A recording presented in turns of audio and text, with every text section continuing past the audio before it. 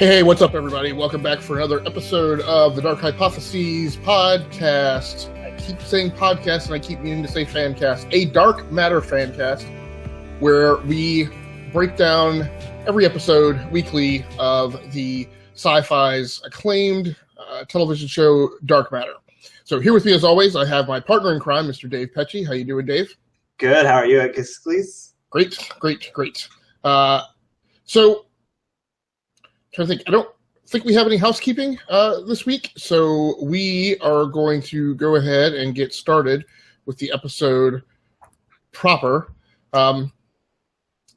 So this week we are talking about episode 4 in the series, titled "All the Time in the World." So this is season 3, episode 4. And I do have one piece of housekeeping to do. So just as a reminder, so everyone understands the show format, every week we summarize the most recent episode and spool our own conspiracy theories on where the story is going or on specific characters. One of us offers up the hypothesis of the week. We keep track of them, and we will eliminate them if the story closes down that avenue. So if something goes on during the season, such as a character getting killed, although on Dark Matter, that's not always a reason to necessarily eliminate a potential hypothesis. But in general, we will eliminate them if the avenue is closed down in the course of the season, or we'll just keep track of them. We'll just leave them on the board and resolve final scores at the end of the season. So please join us for the broadcast every week. We try to record Wednesday nights at 9:30 p.m. Eastern. We're off that a bit tonight because I know for me, I wanted to be a little more detailed this episode. I kind of felt for my part last episode, and maybe really overall for the show, that I had not been putting forth the due diligence in prepping for the show as I do for the other shows on our network, because this is kind of heretofore kind of been a hobby, it's all a hobby, but this one had particularly kind of been an ancillary podcast, but we're starting to get more attention and viewers, and show creator Mr. Joseph Mallozzi retweeted our posting of the last episode of the podcast. So I kind of felt maybe starting tonight I'm going to try and prep a little bit more, but I didn't make that decision early enough, and so it impacted our start time. But starting this week coming up, which is easy to say because we'll have the 4th of July holiday in there. But starting this week coming up, I'm definitely going to start to back off of how late I watch the episode and do the prep. So we apologize for being late tonight, but that should improve in the future. So Dave, I want to start right off the bat and just ask you in general, without getting into too much detail, because I know you have notes. I have 45 talking points that I wrote down for this episode. We may not get to them all. In my head. Yeah, so we may go fairly deep. So just give me a broad brush feeling of, in general, how you felt this episode, and I'm going to kind of tee you up a little bit, because last week you and I didn't entirely see eye to eye on episode 3. You felt it was a little busy, a little complicated. In retrospect, as I've had kind of a week to kind of stew on that, I kind of agree with you in as much as season 3, episode 3 felt different from the kind of overall general theme. It felt different from a season 1 or season 2 episode. So kind of give me your general feeling on this episode, and also then, if you can, specifically talk about how you feel this episode compares to episode 3. Yeah, so I think it's similar to episode 3, as it was very meat-packed, and it was full of kind of like a lot of humor and action and sorrow and conspiracy. I loved it. Like, as the director and producer, I think they put a lot of thought into this episode. I think it's probably it's going to be hard for them to have another episode that can beat this one. But not to say that's a bad thing, because I feel like this episode leaves like opportunity for other amazing moments in this season. I just feel like that this episode, it's like it just kind of kept you on the edge of your seat, because like you kind of thought like, oh man, there's something else coming, but you're not expecting it to be like as crazy. And then like there's things that are so crazy in this episode, and it just like it really got me like my attention. And I usually don't do this, but I had to go back and like rewatch a couple scenes. I was like, wait, let me go back. I have to see this again. And there's, I mean, we'll talk about this. I think I said enough. I won't go too much more into it. So what did you think, Agistocles? What was your overall feel for this episode compared to 3? If you had to rate it so far compared to the other 3 episodes, would you rate it higher? Or? So that's another thing that I've kind of been ruminating on, right? The past week since we last recorded. So I'm gonna.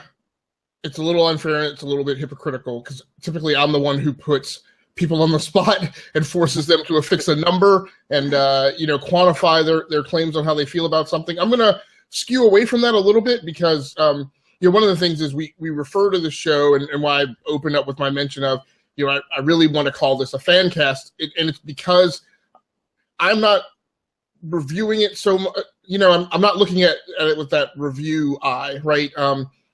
I get that dark matter may not be a thing for everyone, and so as I watch it, it's different than like when I watched Luke Cage and I was actually writing the reviews for like every single episode of that.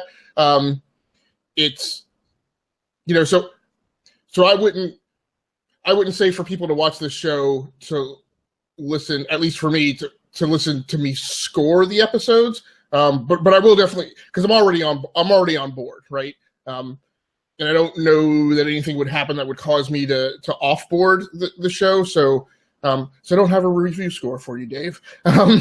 That's fine. That's just telling me like you buy it, but you don't want to score it. Right. Yeah. Yes. I'm watching it a little bit more towards the fun side than critically reviewing it.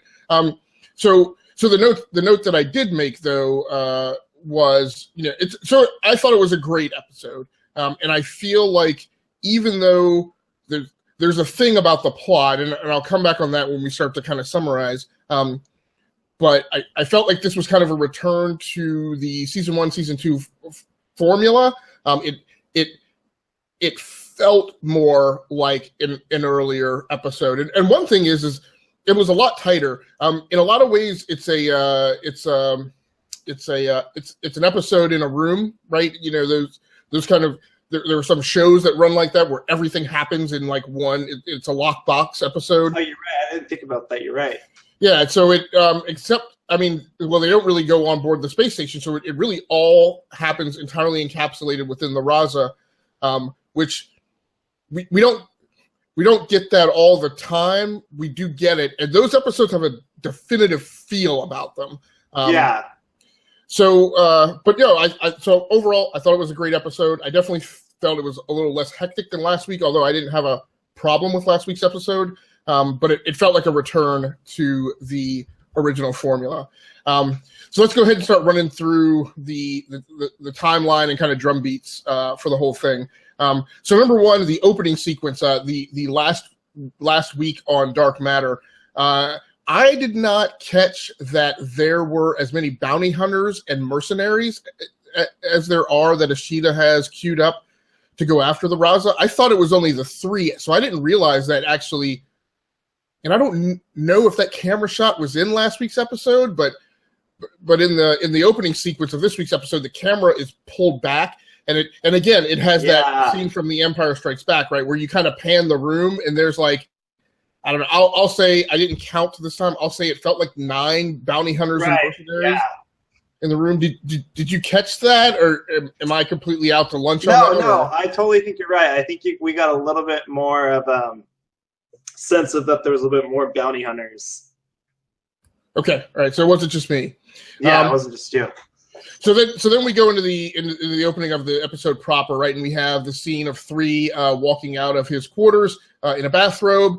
In his skivvies and a t-shirt, and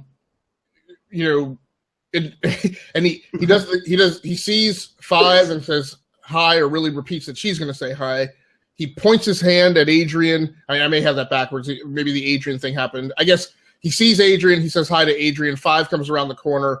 That's when Adrian falls. And the first time it happens, I think it's Anthony Lemke, the actor, points at him and he falls down. And I was like, did he just shoot Adrian or did he just shoot somebody at Adrian? I was like, so basically my feeling in that opening sequence is, what the frack is going on? Like, well, I saw the trailer, so I kind of had like a feeling that this was the whole Groundhog Day episode. So if you didn't see that trailer, you would have been like, what is going on? Right. And as I mentioned in a previous episode, I deliberately never watch the trailers because I don't want to see the preliminaries. I just want to watch every episode kind of purely, right? So then, he starts getting in the dialogue, and what I wrote down is, oh, okay. Well, I guess what I went through is I kind of went through a bit of a hill and valley, right? I was like, is he dreaming? And then I was like, is it Groundhog Day? And then I know that we know that the thing with Sarah's going on, right? So I'm like, is he in the virtual world? Is he in some kind of programmatic loop within the Neuralink? And then finally he starts talking about how he's been experiencing this day over and over, and I go, temporal anomaly, right? Which is a tried and true Star Trek term, and we've talked frequently about how some number of episodes per season we get I want to be careful how I say this. It's a stand, not a standard. It's a story. It's a bit of a menu item that is typical for a science fiction television show to pursue, right?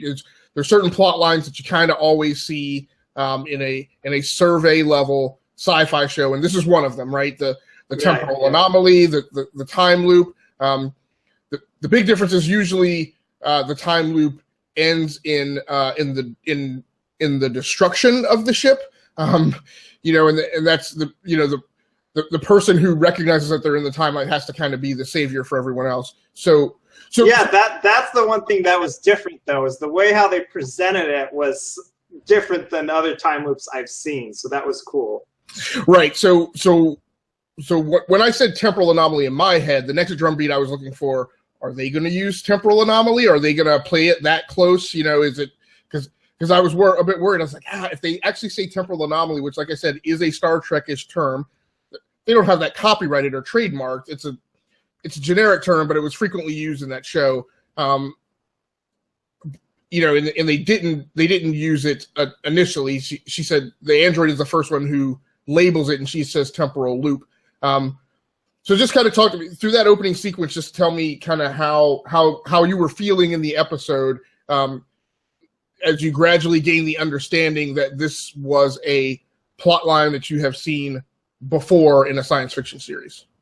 I thought like it was really good. It was just kind of a fun, goofy start off. Very lighthearted, which was nice. I thought going through that whole scene, I thought it was going to end.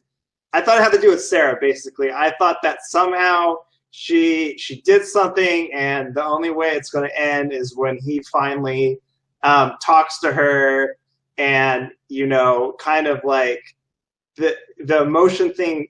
When he lets out his true emotions, it's going to end. But I was wrong. That wasn't the cause of it, and I was like totally off.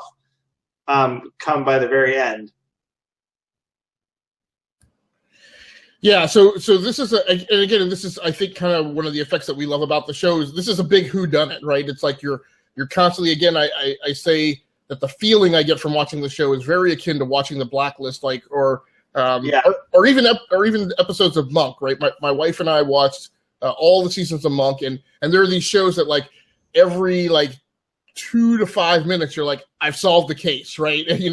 I've figured it out, and I have to say my batting percentage on dark matter is not all that high. Every once in a while I'm like, yep, that's it, but frequently Joe Mallozzi and his production team frequently throw me for a loop.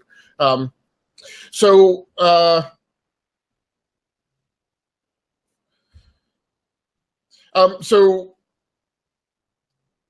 as we progress through the episode, it's a lot of it is a matter of three and others who help him, because initially the crew just doesn't believe him at all. So a lot of it is about three trying to figure out, how do I change this drum beat so I break this loop. And so one of the things he tries to stay awake, because one of the key symptoms of him being stuck in the time loop is that it's when he gets knocked out sparring with Solara, and so he goes, well, if I can stay awake, then the loop won't reset. So he has. That was funny. I laughed at that. Sorry, because every time he's like getting kicked, this time he's getting punched, and then it's like one of the very end of the scenes. It's like he starts to initiate her, and she's like, "No!" And it's just funny. I didn't expect it. And just seeing her all serious, and then all of a sudden she's taken by surprise. Just that was one of the funniest scenes. Yeah, so I really like the interaction between 3 and Solara. She's a new character on the show, and so that is a key thing that really stood out for me in this episode. We talked a lot about episode 3 and about how part of our problem and how it sat with us was it was this big sea change, right? I was like, great Scott, we're down to now, like, there's only 3 members of the original crew of the Raza, right? But and it started to lose that family feeling, I felt like. But I tell you, and I got to look up the actors and the actresses' names. I don't remember them off the top of my head. I didn't write it down. But Solara and Adrian are fitting in really well. Yeah, in this episode. Yeah, and that's one of the key things I liked. I was like, this feels like it even feels, because there was the isolation and there was a locked box episode. And I kind of wonder if Mallozzzi like kind of deliberately architected this in the storyline, that he needed to do something to pull the story boundaries in, and give you that feeling of family around the members of the Raza, of the crew of the Raza now. But it had that more intimate feeling between those characters. And what I was saying is, it even felt like a stronger bond than the crew members they added at the outset of season 2. So he tries to stay up. He winds up going into Adrian's cabin to try and stay awake with him. And here's the first of my favorite lines, best lines from this episode is 3 says, "I can't hang out with anyone who can knock me unconscious. That leaves you." Adrian says, "You forgot 5." 3 says, "No, I didn't." So. And we kind of have one other iteration of that, which I'll talk about later. But there's this, I love how there's this paying homage to 5 as being a crew member who has proven her ability to handle herself. And that actually, in the pecking order, because we go through this in my household, right, with the dog and the kids, right? Because it took me a long time to get the dog to understand that he was not number 3 anymore, that he was number 5, right? And so I find it humorous and funny and very entertaining to see this rearrangement of the pecking order, and to see now 5 is now number 3, right, on the ship.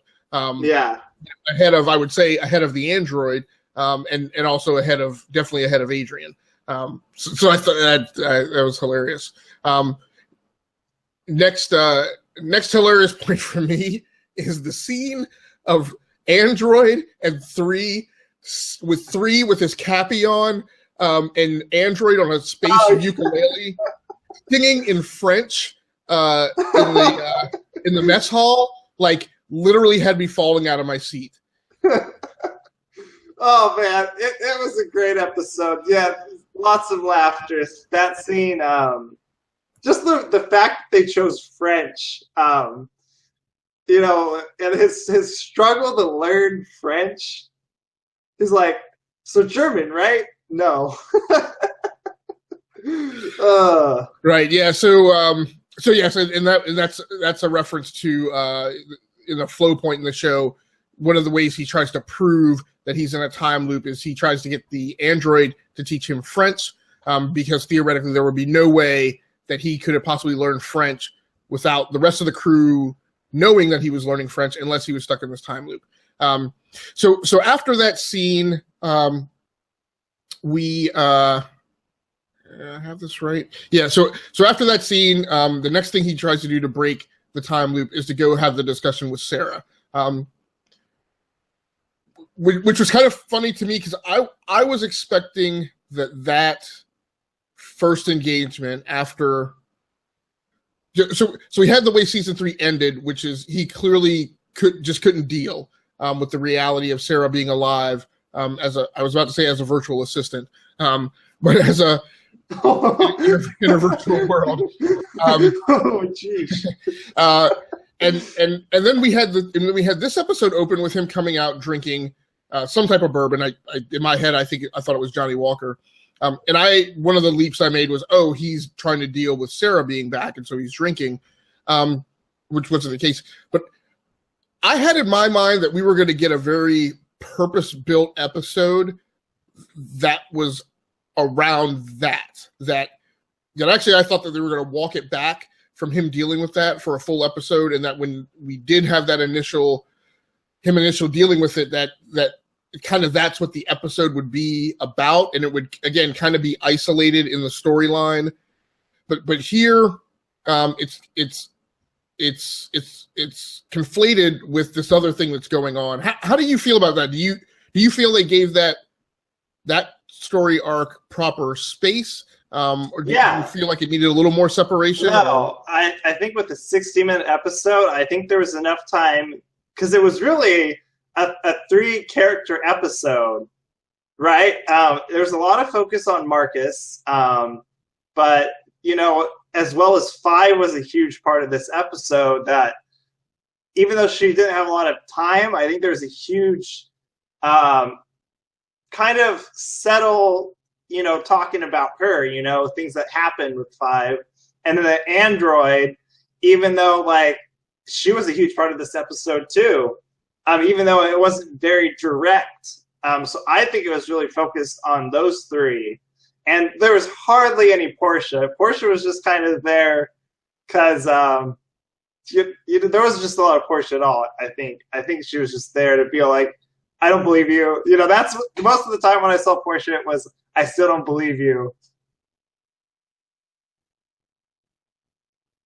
Hey, hold on just a second. This is amazing.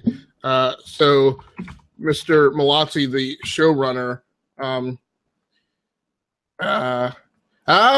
so Jesus. So Joseph Mallozzi, the showrunner of Dark Matter, is actually in our chat room. So I'm a little starstruck. So Mr.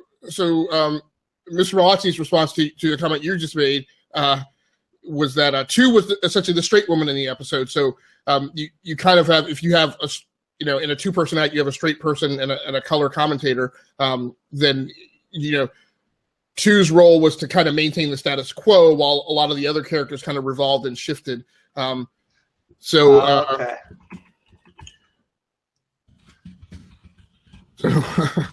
this is pretty incredible. So Mr. Mallozzi says that he loves our podcast, Dave. So you can put that feather in your cap. So I will definitely keep my eye on the chat. So if I drop out momentarily for a second, please feel free to riff while I'm keeping the chat going. Okay.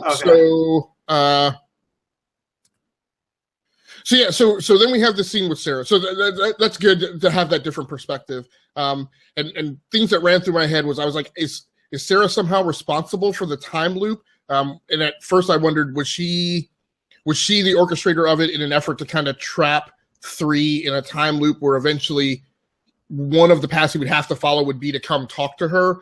Or was she able to see ahead in the time loop that 3 would potentially be killed by the assassin, and did she create this time loop in an effort to save him from impending? Yeah. So that's maybe one of the most interesting things to me is adding that element of Sarah into this plot line, right, for this season, branches out and creates some pretty incredible possibilities. I wonder, and I should say now I don't have my hypothesis of the week, so I'm probably going to drop several and then I'll pick one. But one of the things I wonder is, could Sarah potentially, could her entity potentially become integrated with the ship? She's spending time, they're accessing her through the Neuralink. We know that the Neuralink is kind of an important plot device in the show.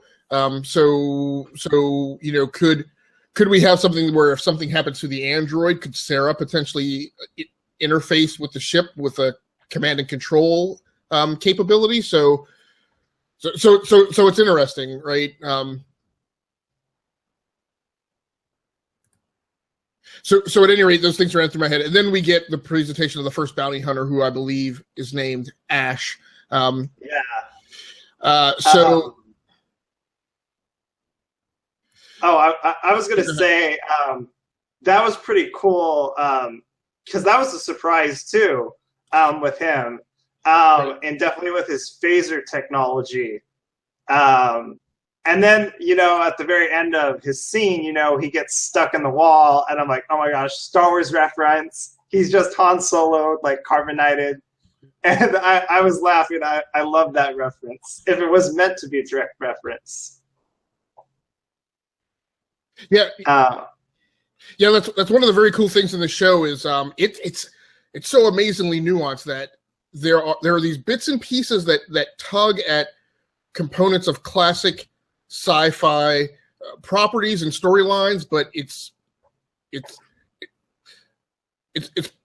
pretty impressive that it never feels tropish, right? Like it never like it's either just a carefully kind of lilted homage to a plotline or storyline. It's kind of like I said with the bounty hunters, right? It's incredibly delicately done. Like to me, and I don't know if that was the creative intent.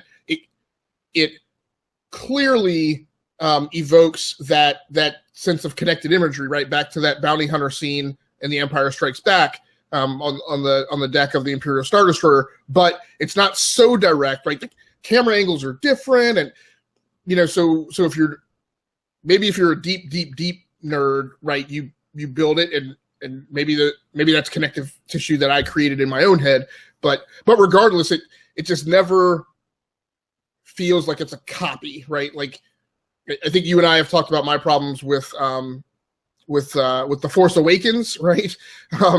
So it doesn't go into that, and I kind of love it for that. So next drum beat in the episode is one of the things 3 had been trying to do. The one thing I will add before we're done with that is that there's this intense scene, and I almost started. I at least shed a tear. But you see over and over again, you see Marcus talking to 5, and it almost, to me, it feels like a dad talking to his daughter, not knowing how to say something important. And it was just touching when he finally comes up with the right words to say. And I'm just like, wow, like that was just so deep. And that bond right there was just like, it showed a huge milestone for Marcus too, because earlier in the seasons, he's like this tough guy. He doesn't show a lot of emotions, and he's breaking that masculine stereotype and showing his emotions. And he's talking to Sarah, and he's fathering 3 now that 6 is, or he's fathering 5 now that 6 is gone, because there's no father figure for her now, you know. And it just is like, wow, like to have that and everything else in the episode.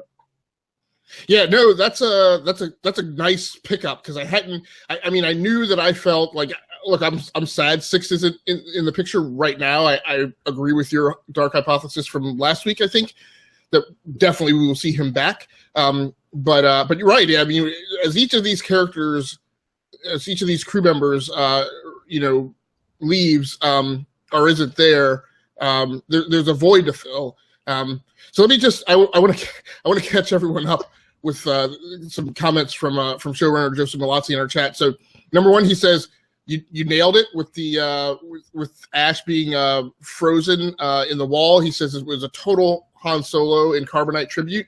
He says that Empire Strikes Back is his favorite Star Wars movie. It is mine also. Although I'm currently kind of dealing with whether or not Rogue One leaps Empire Strikes Back, but for the time being, he and I are on the same page on that. He says, from the get-go, I wanted to undermine the established science fiction cornerstones. The characters, when first introduced, are archetypes because they possess no backstories, but as the series progresses and we shed light on them, they become more nuanced. 3, for instance, was universally hated after episode 1, but now is a fan favorite, which I agree. I thought 3 was a complete butt wipe, right? And I've gone through hills and valleys of like not trusting him and so on and so forth. But now I'm kind of endeared to him. And that whole, we talked about it last week, that whole season 2 arc between him and the inspector. And as I was like, if the inspector can detect a hint of honor in 3 being this totally abstracted character from like, his actions, and then there's got to be something there. So he also mentions that the 3-5 relationship has come a long way. He says it's a relationship we didn't really explore in season 1, and after seeing the 2 characters on screen, I knew I wanted to explore the relationship. So in season 2, you end up getting scenes like the scene where he asks her for a loan, and she charges him compound interest. Or episode 11 of season 2, where she's kidnapped and he goes out and saves her, and she saves him in turn. Right, that was kind of, to me, that was kind of an inflection point in their character thread. So I will periodically go back and forth and kind of run down what Mr. Mallozzi has entered in the chat. I will also say, well, I'll put that in the chat. So this is pretty amazing. We're getting direct firsthand input from the creator and showrunner of the show. Which is one of the reasons, and I hope this doesn't sound like too pandering. I so appreciate Mr. Mallozzi's interaction with fans, that it is very open and very transparent and not very standoffish. And he doesn't have to do that, right? The actors don't have to do that, and it definitely, it definitely increases my level of engagement with the show. So we'll keep doing the rundown. So the next drumbeat in this episode is that one of the things 3 has been trying to pull off is he's been trying to get access to secrets from Solara and Adrian, so that again he can use that as proof in a future Groundhog Day loop. And so one of the things that comes out in this episode is that, well, and it's a slight leap. I'm making the assumption based on the line in the show that Solara is gay. So I guess, so one of the things that opens up is, well, there's always avenues of where a romantic storyline might go in the show. I loved from season 1. One of the things I loved about Melissa O'Neill and 2's character was just her open approach to her open approach to the sexual needs of individuals, right? That it was feasible that those needs could be met without necessarily being fully synchronized with an emotional relationship, right? So the whole thing with 1 and 3, and the fact that existed with 3 then, and it may not necessarily now, and that's fine, right? So, and there were hints of maybe interest between her and I feel like Nyx at various points, again, but it was very nuanced, so it never went full throttle as far as I can remember. So it's just interesting, that there's the potential for a thing to occur, a shipping, if we will, between Solara and one of the other female members of the crew. So we also get the line in this sequence when the secret 3 has on Adrian is that he escaped from the space station where in a woman's dress and in heels, and one of his lines is, they weren't heels, they were very sensible pumps, which I just love. I love his addition to the show. He is a great I don't want to say replacement, but he's a great character force in terms of David Hewlett's interaction with the crew, but becoming a more persistent presence now. And he's more like a kid, I feel like, on the show now. He's like, he goes to play with the swords and all of that funny scene right there. He's walking in his pajamas. I mean, it's like he's like a grown kid. It's hilarious. It's and it adds that lightheartedness to the serious parts that go on. So I just want to make sure we. So one of Mr. Mallozzi's responses is that in response to our thanks for his engagement, he mentions, hey, you guys take the time to not only watch the show but to support it online, and that's much appreciated. So thank you, sir, for that. Okay, so next drumbeat in the show is so one of the things in that scene that I so love, again because of its incredible nuances, and we mentioned this before, right? When I'm not sure if it was episode 2 or episode 3. I think it was episode 2, where everybody's kind of talking around the table about what they should do, and 2 just kind of quietly sits, kind of stewing in her own thoughts, and everybody talks about all these different approaches. And when she's finally queried what she wants, she says, we're going to do what you said, basically. We're going to go around and hit a few places and get supplies, and we're going to try and help some people out along the way, like you suggest. But at the end of the day, we're going to kill Ryu Ishida, right? And I love her clarity of decomposing problems, and we kind of get that a little bit here too.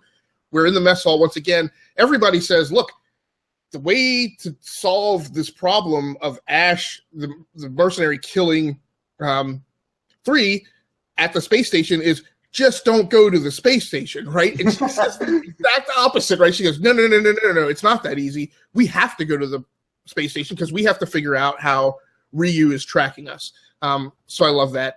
And just like you mentioned, this thread with 3 and 5 where he tries multiple iterations of like how to console her. And again, with me having a daughter, right, I get that, right? You're like, well, it didn't work that time. Let me let her go stew and try it later. So, but yeah, at that point, I kind of focused on. I'm like, so at that point for me in this episode, that became the victory that I needed to see him score. Like, I didn't just need to see this thing with the assassin resolved and all the other stuff. It became a deep character link, and I was like, I need to see him figure that out. And when he figures that out, then I know everything else will be all right. And as you mentioned, he does at the end of the show. So what did you think? So there's this, again, very poised and nuanced scene where 3 is in the loop and he's going back to see Sarah, right, multiple times. And there's that critical point, which many men know, but definitely if you're a husband, you definitely learn because you'll dork this up one time eventually. And he says, and he tells her, even I got that he was being callous, right, and self-centered. He says to her, I just can't, this is really hard for me. And her response is, well, how do you think it is for me? Right. Yeah.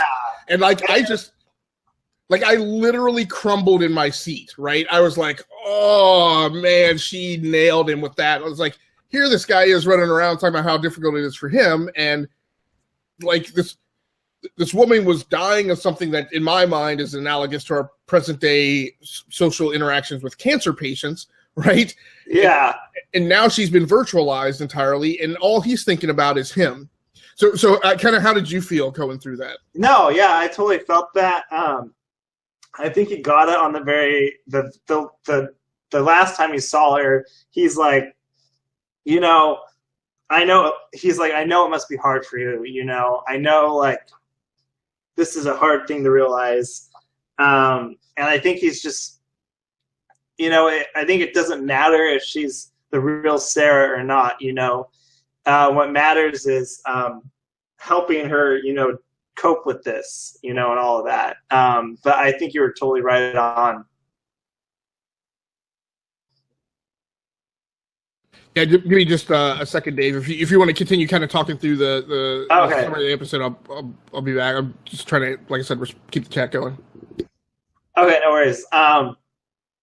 So that was kind of my thoughts on the Sarah scene. The other thing that I want to go back with Ash, which I think was really good, was he kind of had that interaction with Five, where Five was, and it kind of made me like cringe, like, oh, what a jerk to pick on, like, a younger girl. He didn't care, he was about to kill Five, but thankfully Solara shows up. And I think the director throwing that in there was good, because it's kind of going to, I think, propel Five to want to, be able to protect herself more now, because, she almost got strangled to death.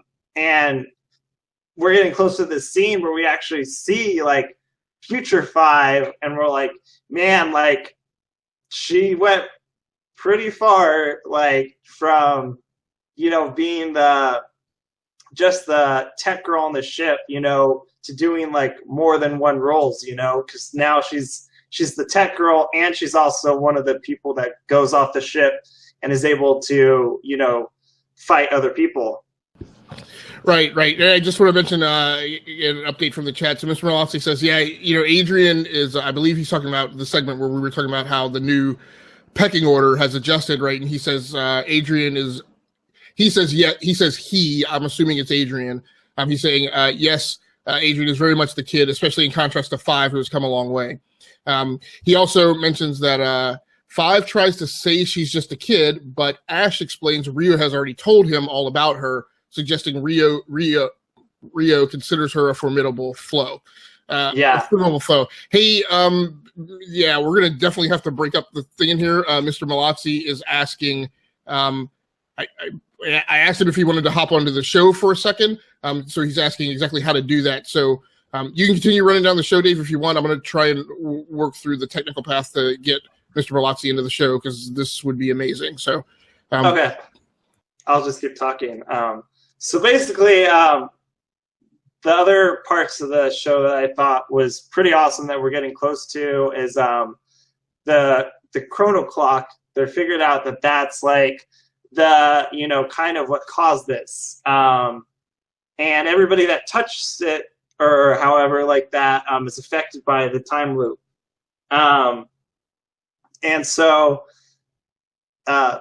they finally decide, all right, well, we need to deal with this now, because the next time, if Ash came back from that time loop, he would be even more dangerous. He would know even more how to, attack them. So the android's like, all right, I think I got it. Let's see what happens. And of course, with all things dark matter, nothing ever goes right the first time. The first time they use the blink drive, it doesn't go right. So instead of going 5 seconds again, she keeps jumping in the future, and we see all of these incredible scenes of things to come. And I actually rewatched that 3 times, and I had to write down all the different things that I picked up. So one of the things that was interesting was we see Marcus, he comes in and he stuns the android, which I think could maybe indicate he double crosses the team at some point. I'm not sure. The second scene is Portia and Android are talking, and the android is full on in tears. And it makes me think that with that the upgraded drive in her, she's becoming even more and more human with her emotions, and to the very point of where she can't control being an android or experiencing human emotions. And so I think it's going to get to that point where, she can't control the difference.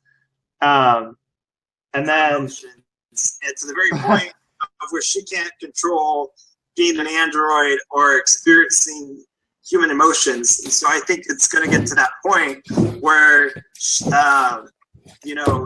can't control the difference. Right. Hey, Dave. And then it's the very point push to control being an android or experiencing human emotions. And so I think it's going to get to that point where, you know, can't control the difference. Right. Hey, Dave. And then it's the right point. So I think we're getting a little time lag, but again, I'm going to try to keep from being Star Trek, so Mr. Joseph Mallozzi, and if I'm mispronouncing your name, sir, by all means, correct me. The creator. I'm sorry. Go ahead. No, you're actually one of the first people who actually gets it right on the first guess. So thank you. Yes, sir. And I'm definitely probably going to break down into a Ubisoft man scene here. But so Mr. Joseph Mallozzi, the creator and showrunner of the show topic that we cover, Dark Matter on the Sci-Fi Network, has just taken the opportunity to join us. So I will turn the floor and the mic over to you, sir, with anything that you'd like to communicate or offer. No, actually, you're just getting to the good part. Now we're talking about those flash forwards. And you know, I often tell people that I was developing the show way back when I was working on Stargate Atlantis. And every year I wanted to, you know, get the show on the air. Atlantis would get picked up, and then we rolled into Universe. So I sat on this show idea and these characters for almost like 7 years. So in that time, I was really able to create these backstories and the various stories. So as a result, and you know, I hope it shows as sort of the show's kind of the episodes unfurl, is that I'll seed the episodes with little clues and hints as to sort of what's to come. You know, and we're going to pay off these. It's not as if we're going to just throw out all these mysteries and wait for the end to hopefully answer them. We answer these mysteries as we go along and set up new mysteries. And there are, you know, revelations along the way. So, you know, one of the fun things about this particular episode and these flash forwards was the opportunity to really seed in or hint at, I think we hint at almost like, if you count sort of the actual scenes, about 12 different scenarios, future scenarios. And I think about half of them will be revealed before the end of season 3.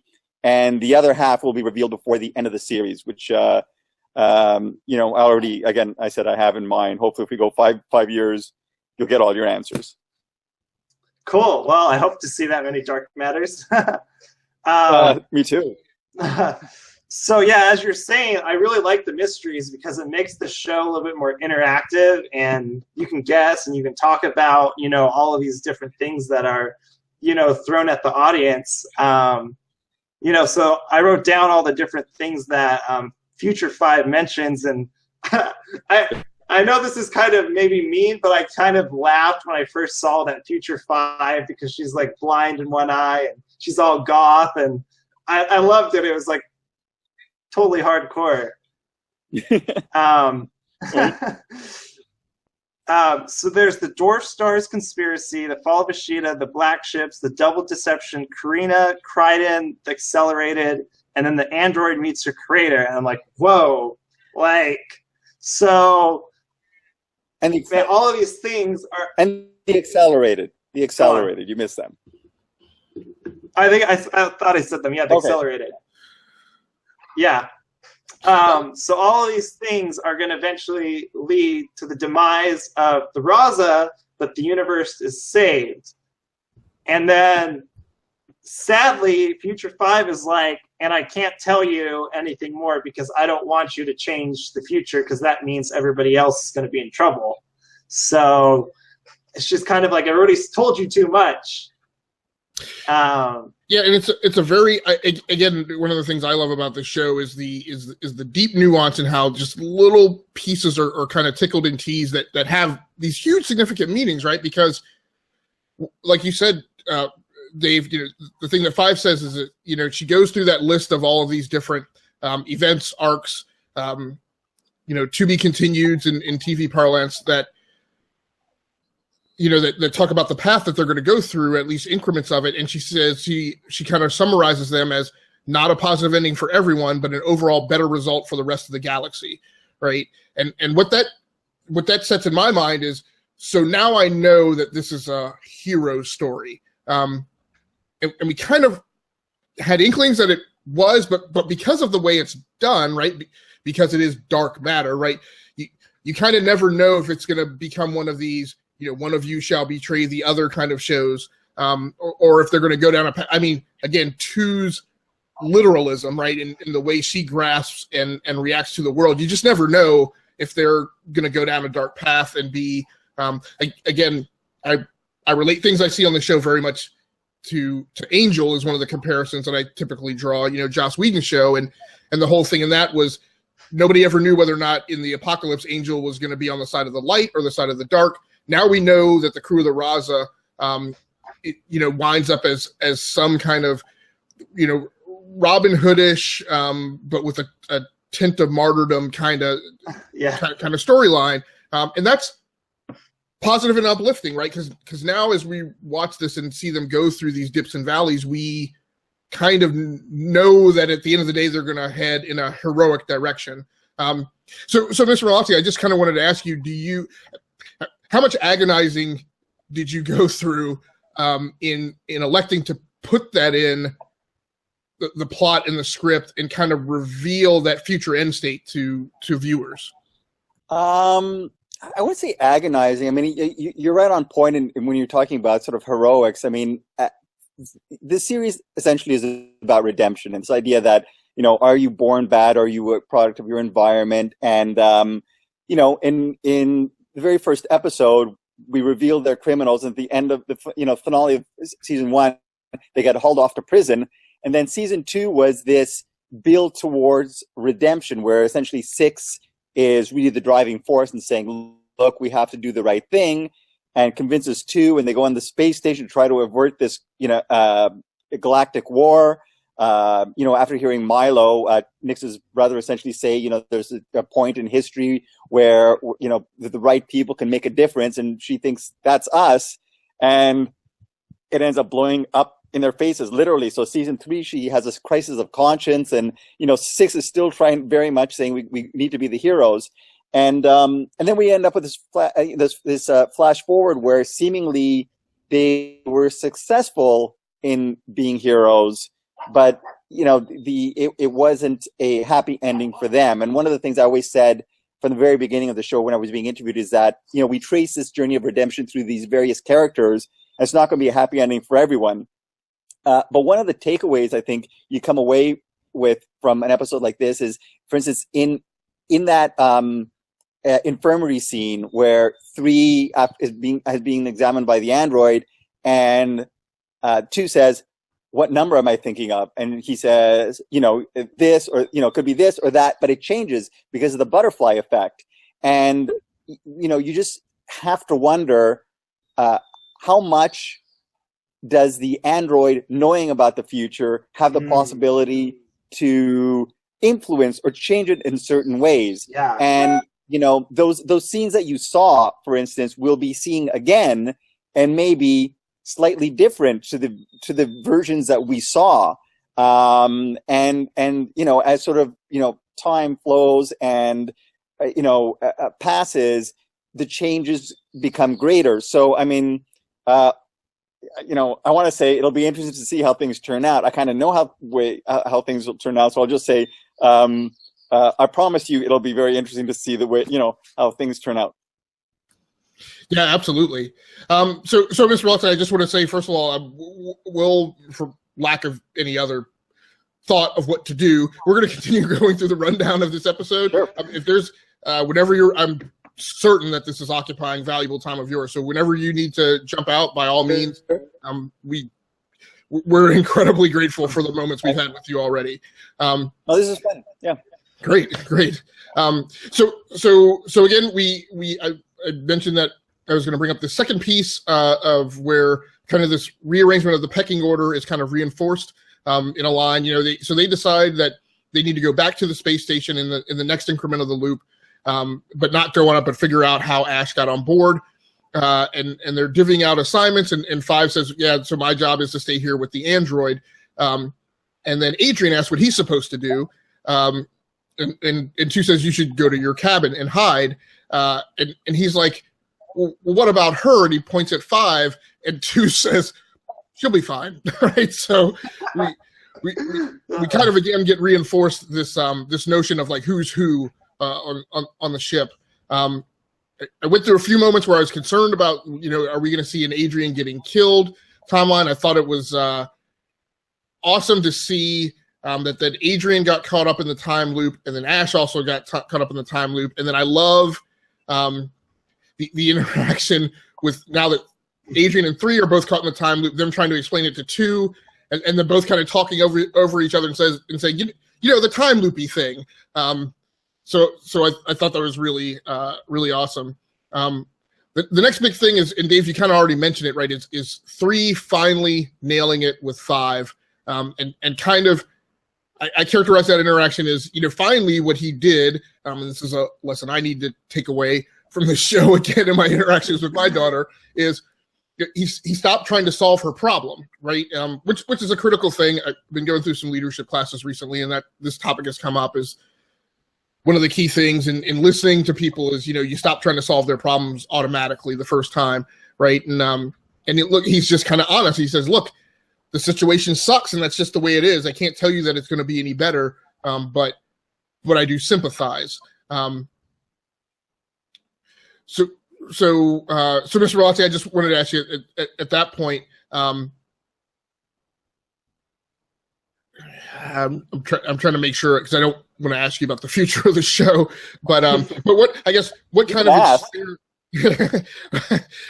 what kind of experiences did you draw on, either in your participation in Stargate SG1, or any of that SGU content, or in your own life, that kind of gave you insight into how that dialogue would go, or kind of informed the lesson you were trying to get across in that particular scene and interaction?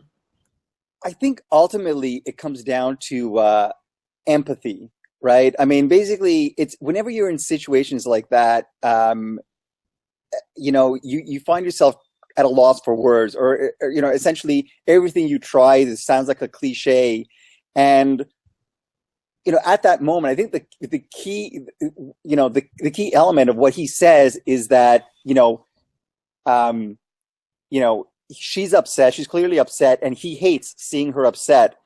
And he wishes there was something he could say to make it to make her feel better. And really, that's as kind of raw or real as you can get. You're not trying to make up.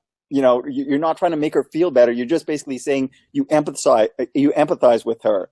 And I think it's that feeling of empathy when you feel that someone not only makes the effort, but basically recognizes your pain is really what allows you to sort of, I guess, connect with them. And unwittingly, I think, that's what he does.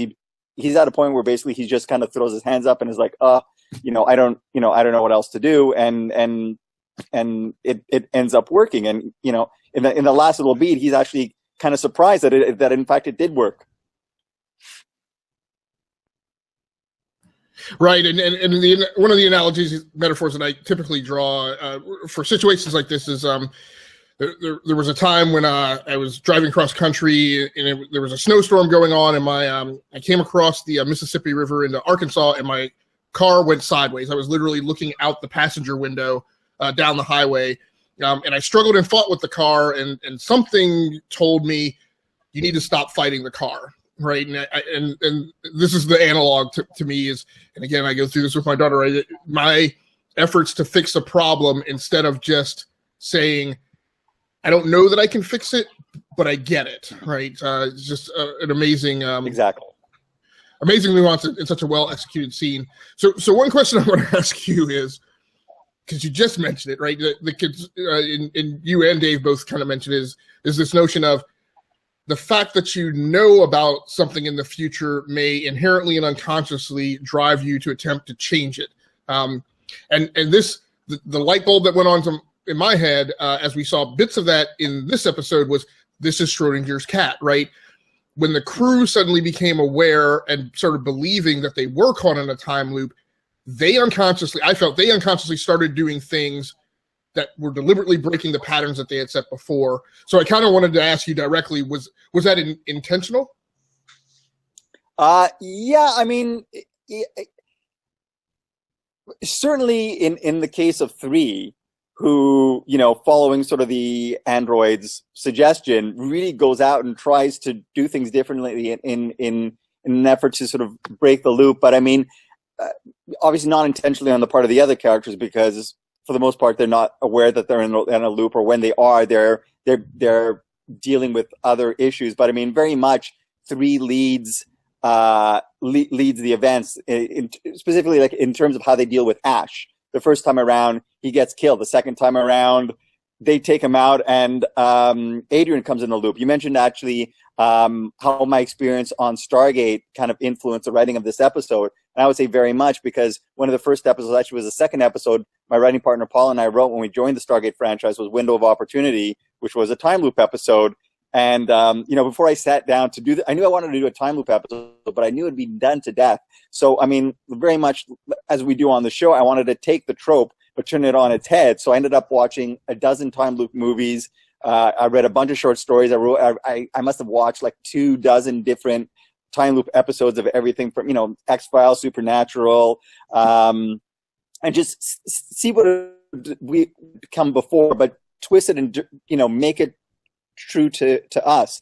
And one of the things that I remember from Window of Opportunity was that we placed O'Neill and Teal'c in the time loop, not the smart, not the really brilliant members of the crew, Daniel and Sam, but these two.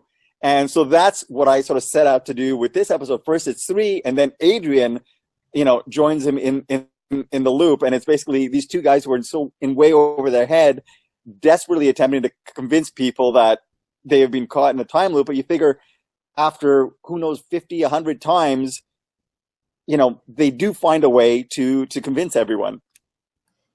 Yeah, that's amazing, and something I did not pick up on in the show, that right, you put the 2 characters who would be the least capable in kind of getting themselves out of the situation. That's an amazing element of the creative process. So my next oh snap moment in this episode was the moment where we realized that that for Ash, and I'm not absolutely certain I got this correct. So I'm gonna articulate it this way, and then we can talk about it. And Mr. Mallozzi, you can correct me if I got it wrong. So my next oh snap moment was the moment that we realized through the reveal that the phasing technology, which the android had said must be the reason for Ash's capabilities, was actually him and not the suit. So they captured him, put him in a jail cell on the Raza, in the brig, I guess, and stripped him of the suit. He wakes up in his skivvies. They're thinking that they've solved the problem, but it's actually him. And maybe I guess what I surmise is that the suit, rather than the suit being the source of his power, the suit was actually there to help him maintain his corporeal integrity. So did I have that right, or was it slightly something different than that? Sort of. I mean, basically, she assumes that the suit is what gives him the ability to phase, and then when he, grabs his wrist, you realize is that it probably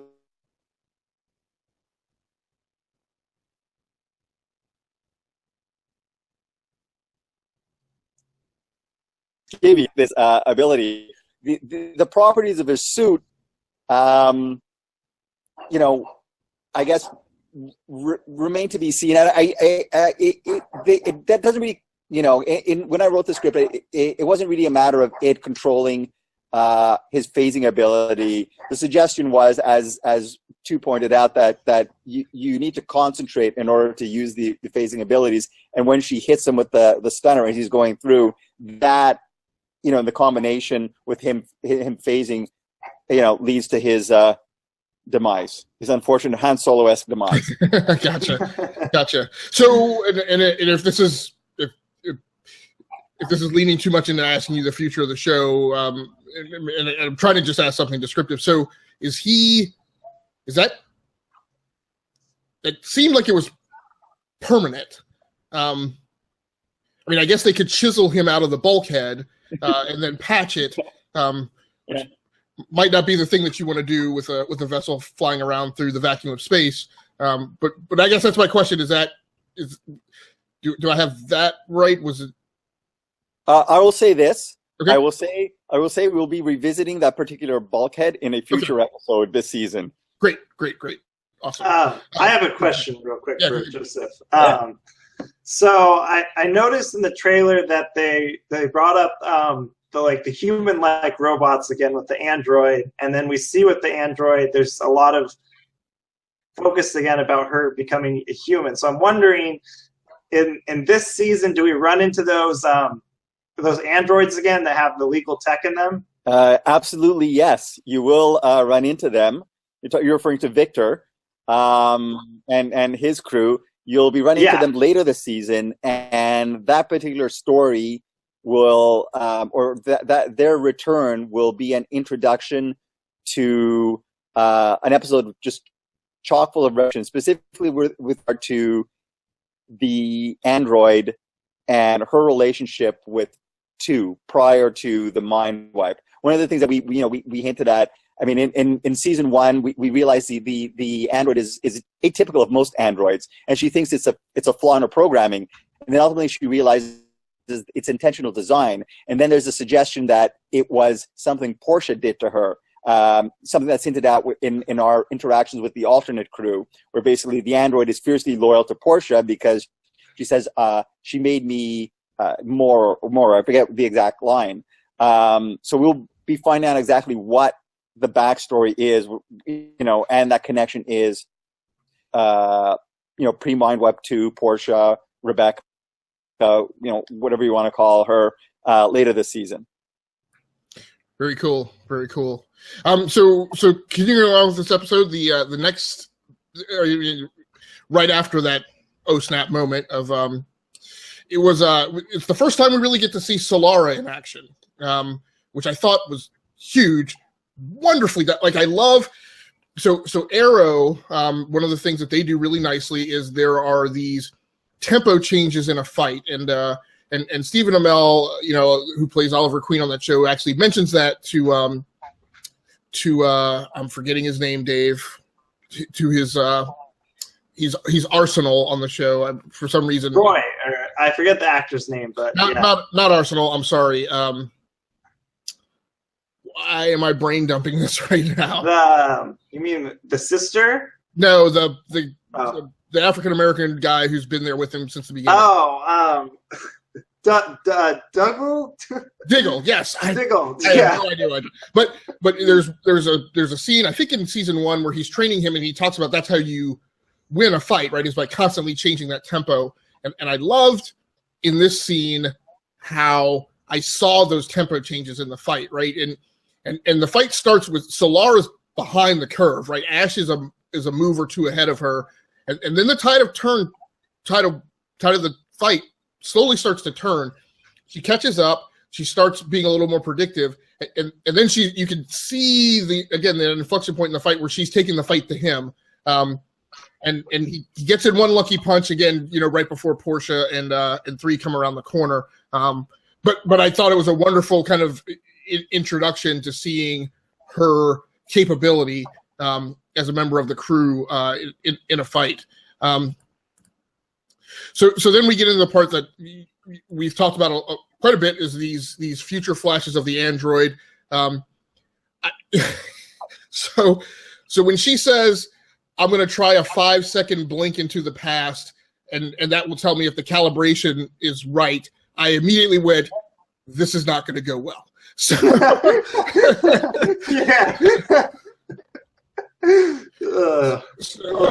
yeah. And then we get this whole unfolding, right? With the mention of the Android Liberation Front. I actually got confused, and Dave, I was impressed that in the pre-show you talked to me about these notes and what you were going to talk about in this segment, and I was impressed that you got it all straight, because I definitely lost the handle on whether or not. I guess, again, Schrodinger's cat, right? I was telling myself that she had traveled to the past and that maybe she jumped back too far, and it took me a while to catch up and go, oh, no, she's Flash to the future. In fact, I don't know that I really knew until Jodelle Furland's character actually says it when she arrives at that time. So again, Mr. Mallozzi, so you mentioned when you did the SG-1 episode that kind of tread on this type of plot line. You watched a lot of other content. And most recently, I think in pop culture, we had in Batman versus Superman, we had this whole dream sequence with Ben Affleck, and then and in the middle of it, I think it's Ezra Miller who's playing the Flash kind of pops in, and what a lot of people didn't realize in kind of Zack Snyder's kind of auditory overload type of presentation that wasn't part of the dream, that was actually, in my mind, that was actually a Flashpoint kind of instance of the Flash traveling through time. What was the creative process between putting this whole thing together, which maybe was supposed to be a little deliberately, I'll say jumbled, I don't really mean jumbled, but was clearly not a contiguous chronological progression through a bunch of kind of flashes in time? Well, as you pointed out, there are already 3 parts to this episode. One is the funny groundhog aspect of the show, and I knew I wanted it, but in addition, I wanted to tie it into the present, which is where Ash comes in, and very much the storyline, the ongoing storyline, the battle with Rita. Before I continue, I just want to mention that fight scene between Ash, played by Michael Reventar, who's fantastic, and Aisha Issa, who plays Solara.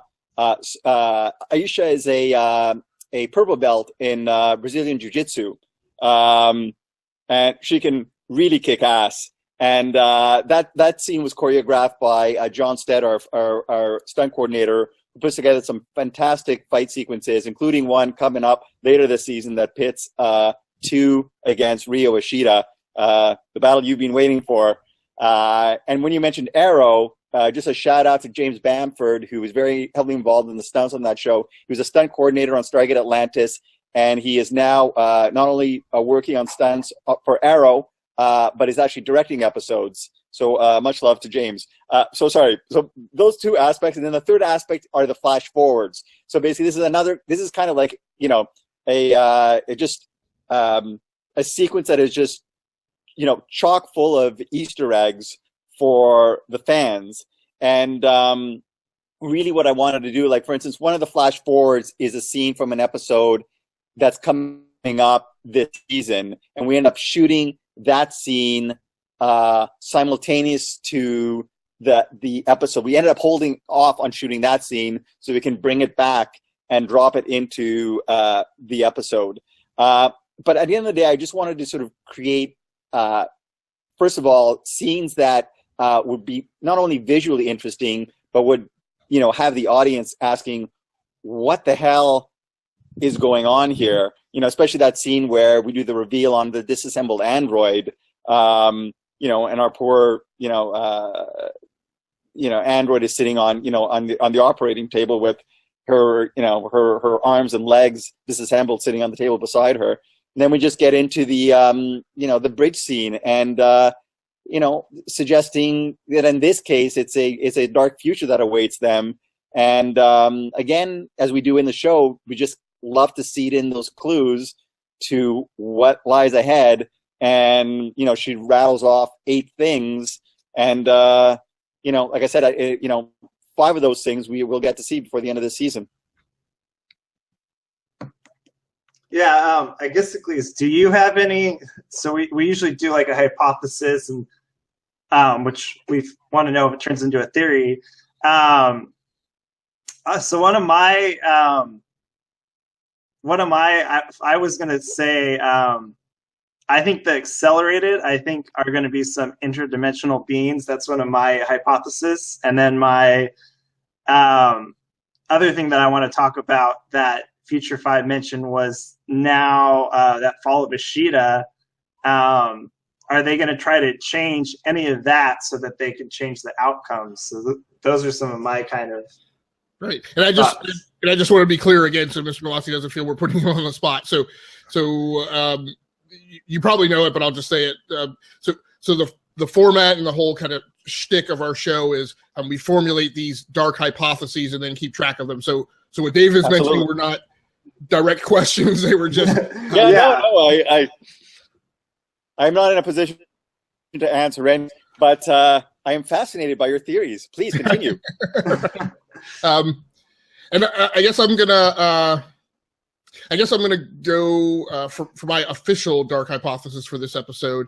And Dave, you're gonna have to help me remember these because I don't have the spreadsheet open. I'm gonna stick with the will Sarah and her existence as a virtual life form have at any point any further integration with the Raza as a shipboard entity? Will she be able to cross across the neural link and establish, like I said, command and control functions in the same way that the Android does?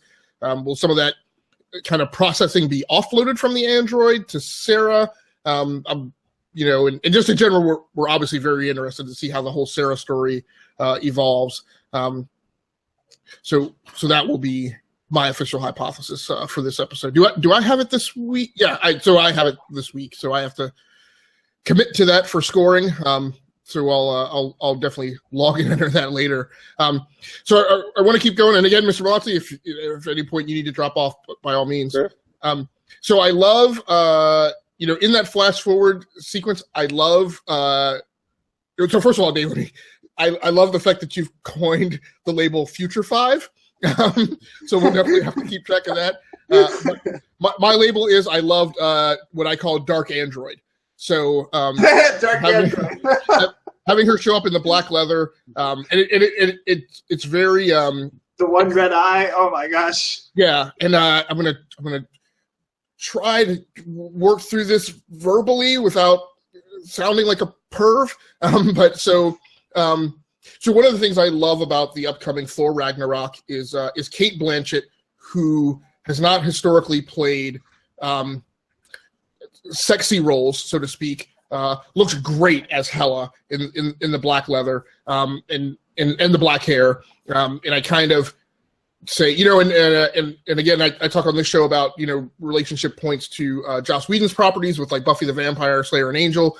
And there's the one episode, I can't remember what season it was of Buffy, where we get what I call Black Willow, where we get Allison Hannigan's character being cast in the future as having become a vampire and evil, and so I love it when particularly when a female character gets to kind of step forward into more of a center stage perspective, and takes on a much more aggressive personality. Whether that personality is necessarily evil or a little more directly attractive, doesn't matter. It's just the fact that when the persona of a character who is not maybe as forward leaning, as is the case with the android, gets kind of painted in the stripe of taking on those more aggressive properties. So I love that being shown in the show. The other thing that came to my mind about that future scene again, sorry, is because there's so much, and I want to make sure we cover it all, is that they're out there, like in the farthest part of the galaxy almost that you can think of, where there's very few stars. So it makes me think that the Raza did something so terribly bad that the only place for her to hide is like the most craziest, ridiculous place out there. So it's like, man, shit's gonna hit the fan, and I'm just wondering, wow, how bad is it gonna happen? What are they gonna be blamed for? I mean, it's like, it's good. That's such a great setup you did there, Joe. Thank you. Like you said, I mean, basically the fact that there are so few stars suggests that they are really at the edge of the galaxy. And and we will just let that lie and sink in. Will definitely give us things to think about. So the final thing I'll throw into the mix for this episode is at the very end, we get this scene with Ryu Ishida with someone or something. I have labeled her as Madam Black Widow for the time being. I tried to throw a green something in there, but it's this. It's a female character in a wheelchair with all types of tubes pumping liquid. Let me just say, scared the living crap out of me. So, I was thinking of Madam Web from like Spider-Man, kind of like. So that's why I said Madam Black Widow, because I couldn't remember that character's name. But that's exactly who. Exactly. Yeah, it was so freaky. I'm like, oh. I will correct you, if I may. It's actually, even though the hair will throw you off, it's actually a male in the wheelchair. Oh, okay. Wow. Now you're totally freaked out. We introduce him in, I think it's the end of episode 2, where Rio is talking to, he's gathered all his assassins, and we feature Ash, Henner, and there are a bunch of them, and in the back is this guy in the wheelchair. So it's sort of like, your star batter goes down, and you call someone up off the bench. So Ash went down, and now it's this guy's. And what is this guy's deal? Obviously, Ash was very much a physical threat. This guy clearly ain't going to be jumping out of the chair to sort of, drop kick you. There's something else going on. And we're going to find that out sooner than later. Yeah, and that exact thing is why that character flips me out, right? Because Ash, for all of his prowess in combat, is predominantly a known quantity, right? You can define that, and you can define it in terms of constraints. But the guy in the wheelchair, I'm like you mentioned, Mr. Mallozzi, like he's obviously not going to get up and come swinging at you, but it's the potential of what he may do. It gives me the heebie-jeebies. So Mr. Mallozzi, that is our episode. We have actually run through every detail of season 3, episode 4. Is there anything else you'd like to mention, or anything else that you would like to discuss before we go off the air? First of all, I've been aware of the podcast, and I've sort of, caught them after the fact, and I just happened to sort of be online and noticed. So basically, I followed the link. So I apologize for missing a big chunk, but I will definitely make an effort to sort of drop by at some point again and put you guys on the hot seat. But again, like I said, I really appreciate you guys taking the time to not only watch the show but support the show with the podcast.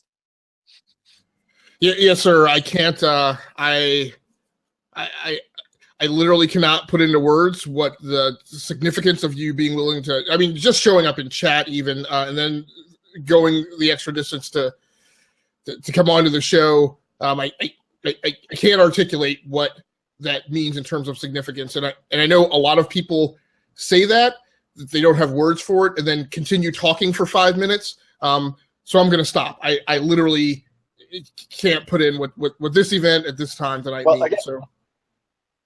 Again, it's my pleasure, really, and thank you guys.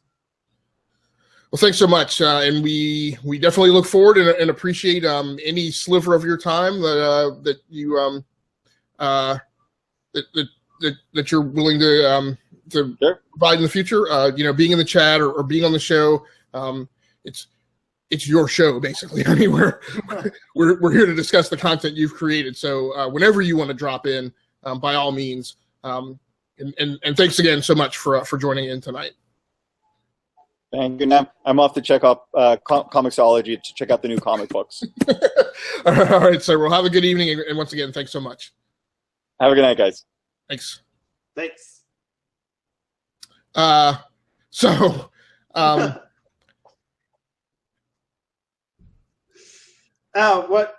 I guess is meaning to say, everybody, is thank you for joining us. it was long. We knew this was going to be a long show, and it went way longer than we expected. I hope everybody enjoyed it. I'm thinking next week we'll definitely have to do kind of a bit of a recap, and we'll kind of it'll be my turn for a hypothesis. But also, if you guys want to watch us, you can find me at comicbookguy90 on Twitter, and I guess please you can find him at his website Gearworks, and also he's got a Facebook and a Twitter. If you want to mention that, I guess please. Yeah, so you can keep up with me and my stuff at Agassicles So it's all one word, 2 S's in the middle on Twitter, and I'll put those in the show notes once I edit and post this episode. Or you can check out my gaming videos on Rounding Off Infinity. So a milestone episode, like the concept of a television show's, and look, the show is successful. I mean, it's 3 seasons on the Sci-Fi Network, which doesn't necessarily operate with a huge budget, has to be selective about what they fund, and the man took the time tonight to drop in and literally spend like an hour talking to us. That's like crazy. I know. Like I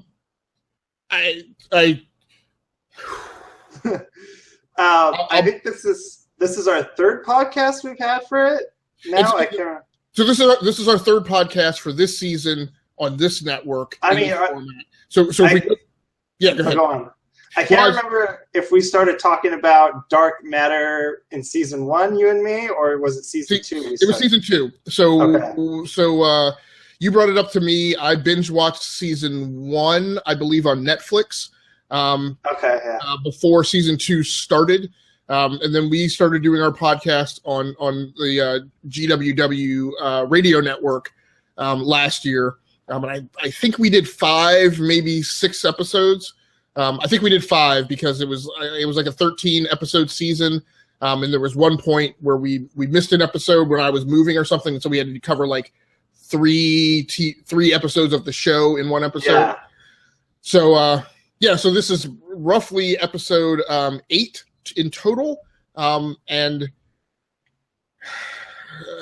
man, I'll be processing this for a long time. It's absolutely amazing. So I do like our 1 episode format a lot better, by the way, than doing like 2. Dude, so do I. I'm getting old, and that memory retention does not cross the 2-week barrier. Plus it would just be too much, right? We're covering detail now. And that's good. I thank God I got that epiphany that we needed to be more disciplined and be more detailed in covering it now that more people are watching, and be a little less kind of hand wavy and laissez-faire. Thank God I had notes, right? Great Scott, man. If this had been last week, like, we'd have been hosed. Oh, shoot. Hosed. So again, just a thank you to Mr. Mallozzi, creator and showrunner for the Dark Matter TV show on the Sci-Fi Network. Again, we can't express our thanks enough. So that's going to do it for us for tonight. Thanks so much for joining in. Thanks to Tom Gardner, who showed up in chat to kind of talk along with us through the show and offer some of his own theories. So those comments will be I got to figure out some way to capture those, because I'm planning on downloading this video and editing it and producing it and reposting it. But I'll have to figure out a way to capture the conversation in the comments and move it to the new file. But I will figure that out. Thanks so much for anybody else who joined in and happened to watch or watches this later in its archive format. Again, this has been the Dark Hypotheses on the E2KG network. Please subscribe this episode. Please like this episode. Please subscribe to the network and watch all of our content. Again, right now we only have 3 shows, enough to keep going. The other 2 shows are both gaming podcasts, enough to keep going. and E2KG and 30, which record on Monday nights at roughly at 8:15 p.m. Eastern, and E2KG and 30. So enough to keep going is our kind of deep discussion podcast in long format. So it runs about an hour, where we have a discussion topic or two every week, and also go over our playlist for the preceding week. And then E2KG and 30, which may be rebranded due to a verbal gaffe by my co-host DBQ Hams, who referred to it as E2KG to go, which I kind of maybe like. That is our short format gaming news show where we cover the biggest stories, or at least the ones that were most interesting to us in the gaming industry for the preceding week. And that tapes as a live show Thursday nights at 10 p.m. Eastern time. So once again, thanks so much for joining in. This has been Dave Pecci and myself, Agasicles Stamus, with the Dark Hypotheses podcast. That's going to do it for us tonight. We are signing off.